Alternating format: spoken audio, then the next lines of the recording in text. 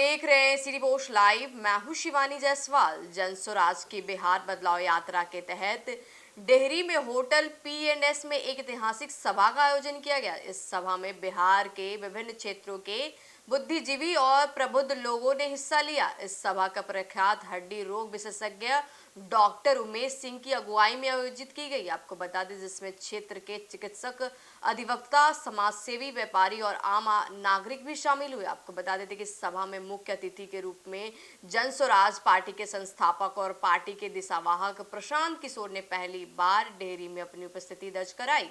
उन्होंने सभा में उपस्थित लोगों के साथ गहन चर्चा की और क्षेत्रीय सामाजिक मुद्दों पर अपने विचार रखे। प्रशांत किशोर ने अपने तर्कपूर्ण और प्रेरणादायक जवाबों से सभी को प्रभावित किया, जिसके बाद उन्हें तालियों से सम्मानित किया गया। आपको बता देते कि सभा में डेहरी के प्रख्यात चिकित्सकों ने जैसे डॉक्टर अमिताभ, डॉक्टर मनोज कुमार और डॉक्टर मनोज कुमार सिंह के साथ साथ अन्य समाजसेवी और व्यापारी भी मौजूद थे। आपको बता देते कि इन गणमान्य व्यक्तियों ने जन स्वराज पार्टी की प्रगतिशील विचारधारा से प्रभावित होकर पार्टी की सदस्यता भी ग्रहण की। आपको बता देते हैं, सभा में सहमुख अतिथि के रूप में doctor JS Kashyap, doctor SP प्रसाद, डॉक्टर वीरेंद्र, डॉक्टर मनोज अग्रवाल और डॉक्टर सत्येंद्र समेत अन्य प्रतिष्ठित लोग भी मौजूद थे। मंच संचालन का कार्य जिला अध्यक्ष हीरालाल कुशवाहा, महासचिव अतेंद्र सिंह और डेहरी अनुमंडल संयोजक RK सिंह ने किया। यह सभा डेहरी के लिए ऐतिहासिक क्षण था और यह बिहार में जन स्वराज पार्टी के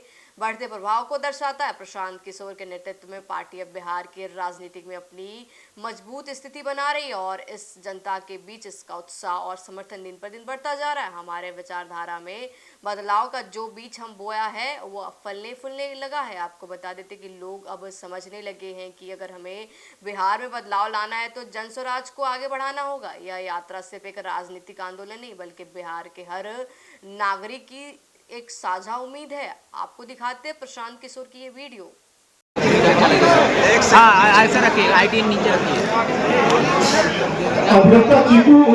आप अलाउ बंद कीजिए, बाइक बंद कीजिए।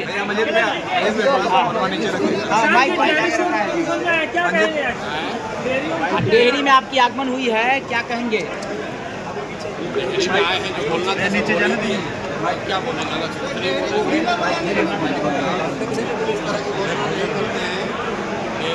बिहार में जितने भी जगह जिले बनाने की मांग हो रही है, बिहार में आबादी के हिसाब से 40 नहीं करीब 75 जिले होने चाहिए।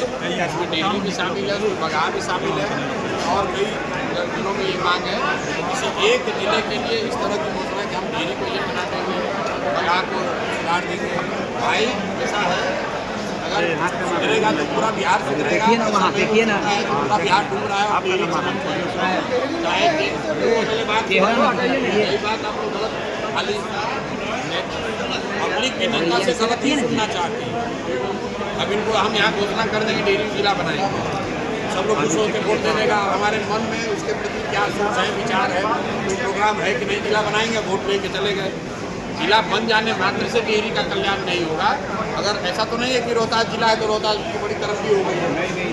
भाई बिहार में मैं आपको बता रहा हूँ, आबादी के हिसाब से करीब 75 जिले होने चाहिए। उसमें रोहतास के भी बाइफर्केशन की बात होनी चाहिए, देखा जाएगा। लेकिन मैं अलग से डेहरी के लिए कुछ कहने की स्थिति नहीं हूँ और वो बात मैं कहता नहीं हूँ जो जिसकी मुझे पूरे समझना है। डेहरी के लोगों को इतना ही कहूँगा कि जब जहाज डूबेगा तो भैया उसमें बैठा हुआ हर आदमी डूबेगा। अगर बिहार में शिक्षा नहीं है तो डेहरी में भी नहीं होगी, बिहार में रोजगार नहीं है तो डेहरी में भी नहीं होगा। डेहरी का विकास तब होगा जब बिहार का विकास होगा, और बिहार का विकास तब होगा जब यहाँ पर लोग विकास के लिए, बदलाव के लिए वोट करेंगे। खाली बात करने से, नारा लगाने से नहीं होगा। अगर आप बिहार में बदलाव चाहते हैं तो सबसे पहले बदलाव अपने में कीजिए, आपके वोट देने तरीके में कीजिए। वोट कीजिएगा 5 किलो अनाज के लिए तो रोहतास में उद्योग नहीं लगेगा, डेयरी में व्यापार नहीं बढ़ेगा। प्रशांत जी टिकट, प्रशांत जी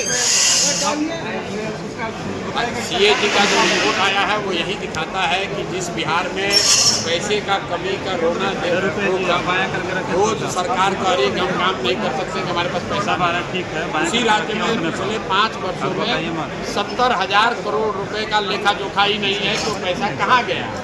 किस मद में खर्च हुआ, किसको दिया गया। ये सरकार की नाकामी, इनका नकारापन दिखाता है और ये दिखाता है जनता को कि भैया अगर आप जाति धर्म पर 5 किलो अनाज पर वोट देते रहोगे तो ऐसी ही सरकार रहेगी जिसको पता ही नहीं चलेगा कि 70,000 करोड़ रुपया आपका हमारा कहाँ खर्चा हो गया और वो कह रहा है कि हम यहाँ सुशासन की सरकार कर रहे हैं, डबल इंजन की सरकार कर रहे हैं। अगर आपकी सरकार आती है तो क्या भ्रष्टाचार को मेरे भाई भी आपको बता दिया कि भ्रष्टाचार को रोकने के लिए क्या करें। बाकी रह गई बात कि हम लोग क्या करेंगे। गुजरात में सरकार बनेगी तो आप ये मान कर चलिए 7 दिन के अंदर अंदर बिहार के 100 सबसे भ्रष्ट नेता और अफसर जेल में रहेंगे। सर चिराग पासवान जी से नाराज चल रहे हैं। क्या बोलेंगे?